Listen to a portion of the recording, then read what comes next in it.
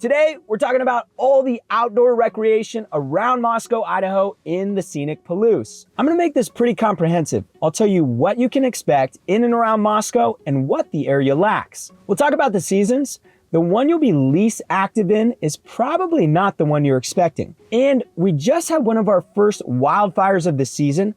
Wildfires are not an insignificant event here, so you'll want to stick around for that. If you're new to the channel, I'm Chris Carpenter. I live in Moscow, Idaho, and I've been here for over a decade. Professionally, I'm a real estate agent, which means I know Moscow really well because I get to talk to locals and people moving to the area all day, every day. There's a stunning outlook about 20 minutes east of Moscow, so that's where we're headed. July is one of my favorite times of the year because all of the wheat and barley fields have turned, so I want to show you a golden version of the Palouse while it's here. In true Idaho fashion, we'll cruise the back roads all the way. It's a beautiful drive. First, we're going to start with what Moscow does have in terms of recreation. We'll start in town and work our way out of town, 10 minutes, 30 minutes, 60 minutes, depending on how much time you have to commit to what you're doing. In town, Moscow is scattered with bike paths and walking trails, parks all around town. Makes it super easy to get downtown or around town if you don't want to take a car. One of the biggest parks is the University of Idaho Arboretum. Attached to the university campus on the southwest side of town, it's 60 acres of beautiful trees, ponds. There's tons of wildlife and walking trails. People can spend a lot of time there in the right season.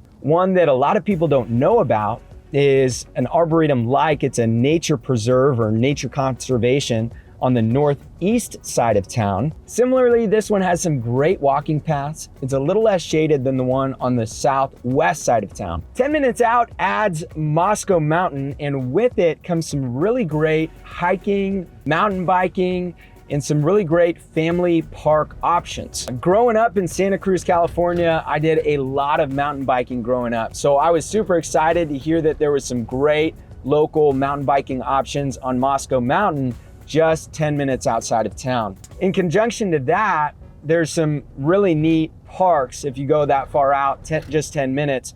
Robinson Park has some great picnic benches and places for the kids to play. It's your first camping option if you want a super simple, quick trip for the kids. Virgil Phillips Farm has some great apple picking and nature trails. In addition to that, you can start taking the bike trails a little further, and the optionality of different trail lengths people really seem to like. I've got some friends that take the Bill Chipman Trail, which goes out to Pullman. It's about 8 miles. They take the trail out, get some Ferdinand's ice cream in Pullman, and then head on home. Or the Latah Trail goes all the way out to Troy, 14 miles, and people love it because it's got a lot of different beautiful scenic overlooks that really show the Palouse in the changing seasons. So this is the outlook that I wanted to show you guys. This is what you get on the Palouse, and there's really not much else like it. And with that, we've made it 30 minutes out when it comes to recreation around Moscow. At this point, you get the gun club.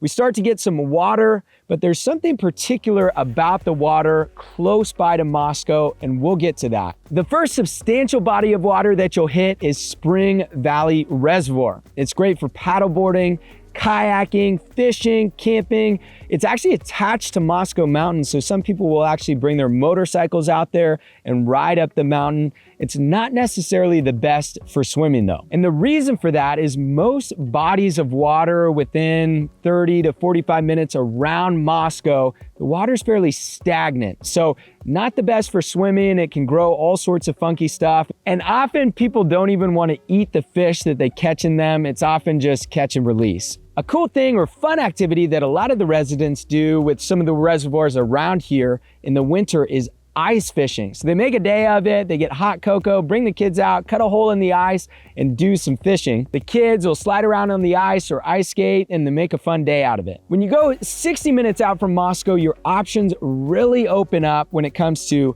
hiking and camping. You get some really great clean water options that you'd be happy to swim in or fish in. You get some really great winter recreation, whether it's skiing or cross-country skiing.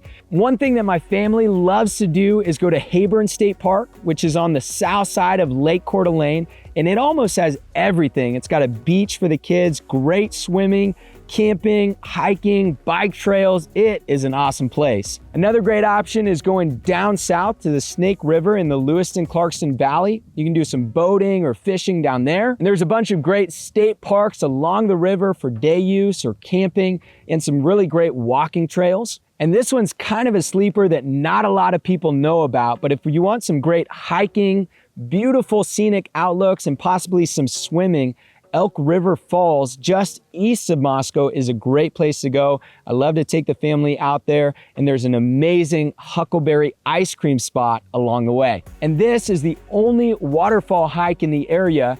Otherwise, you're driving 2.5 hours out to Palouse Falls. And these waterfalls aren't just a trickle. There's 3 different waterfalls. So that's what's in Moscow, and the recreation that you can find around Moscow, going anywhere from 30 to 60 minutes out, but you're probably feeling like something's missing. So that's what we'll talk about next. One thing that you probably noticed is that when it comes to winter recreation, yes, we have some cross-country skiing, and you can do some snowmobiling if you're willing to go 45 or 60 minutes out, but we don't have any major ski hills. If you want to do some major skiing, you're probably going up to Schweitzer or Silver Mountain or Lookout, which are anywhere from 2 to 2.5 hours away. Now, I grew up in Santa Cruz, California, going out to Lake Tahoe to ski, which was about 4 hours away. So it actually got better for me. I remember waking up with my buddies. We'd wake up at 4 a.m. We'd do a day trip, drive out there 4 hours, ski all day, and drive home. Now a 2-hour drive isn't that bad for me. And sure, we have water, but really we just have one of each option. We've got one lake, one river, one set of falls, where some people are moving where they have, 30 lakes in 5 minutes, or multiple waterfall hikes that they can go off to. The other thing that we're missing is genuine mountains. Sure, we got the beautiful Palouse Hills, and we've got Moscow Mountain, but it's funny how many times I've heard people say who move into the area, Moscow Mountain isn't a true mountain. And I agree with them. There's no big backpacking trips, multi-day trips where you end at a beautiful alpine lake. That we just don't have unless you're willing to drive multiple hours. And with that, another thing that a lot of these mountain towns have is some really great rock climbing or 4x4ing. My father-in-law lives down outside of Salt Lake, and when we went down there, we took his 4x4 out and hit some awesome trails up some crazy mountains. Super fun, and that's something that Moscow just doesn't have. The best you can probably do here is taking your truck or 4x4 out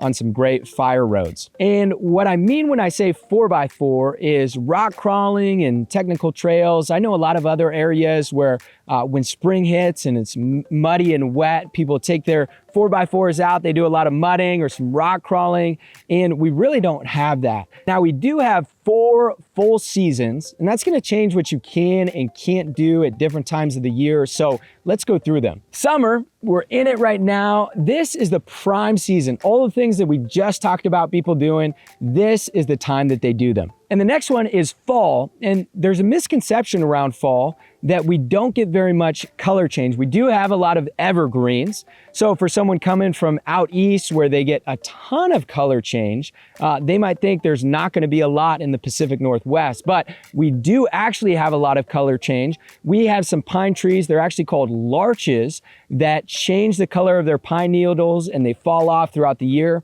Also throughout town, we have tons of different oak trees and aspens that change color and drop off their leaves. It's not gonna be exactly the same, but at least it'll make you feel a little at home. Fall is when a lot of the smaller communities come alive. We have hay rides and pumpkin patches, harvest parties. There is a lot to do during the fall season. Shout out to some friends of mine just 30 minutes east in Deary, Idaho. They host the most phenomenal harvest party during the fall with carriage rides, hay mazes, tons of activities for the kids, and some really phenomenal food. It has everything that you want in a harvest party. Another thing that people love to do during the fall that we've talked about before is continue the hiking. Moscow isn't a place like some others where it gets bitter cold in the fall. People love hiking in the fall. It's a little cooler. but they can get to some really great scenic outlooks where they can see all the trees changing color. During the winter season, things really slow down. The main things that people do here locally are sledding, Christmas tree hunting, which was something that was new for me. There's a lot of state ground around, and you can go pick up a tag and then go into the forest and cut down a tree in state ground. It's awesome, super fun activity for the kids. And ice fishing. Unless you want to go a little further out, you can do some snowmobiling out in Elk River, some cross-country skiing, or you can go a little further for some downhill skiing or snowboarding. Finally, we have spring, and seeing that Palouse turn green is beautiful, but this might actually be the season that you're least active because of the changes in weather. It's kind of the wet season. The trails are muddy, and depending on the year, sometimes the snow hasn't even lifted until late spring. Often people are inside more often or just take short walks. So those are the seasons. Let's hop back in the truck and talk about wildfires. So let's talk about fire season. You just saw the landscape. We're surrounded by farm fields. At different times of the year, it does get pretty dry.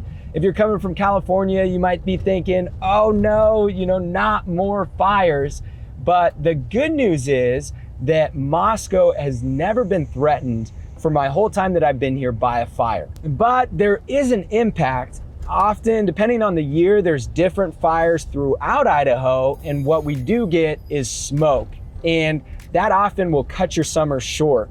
People aren't out and about doing the hiking and the backpacking and camping that we just talked about. The air quality can get so bad that even if you're just downtown looking across Main Street, the buildings on the other side of the street are hazy. It's a big deal. It's not every year, but the years that it is are a lot less fun. That's recreation in Moscow. It's a lovely place to live, and if you're thinking about moving, let me know. This is my phone number. Call, text, email me, or scan the QR code. My team and I would love to make the process easy for you. And if you enjoyed this video, either of these videos are the next ones to watch.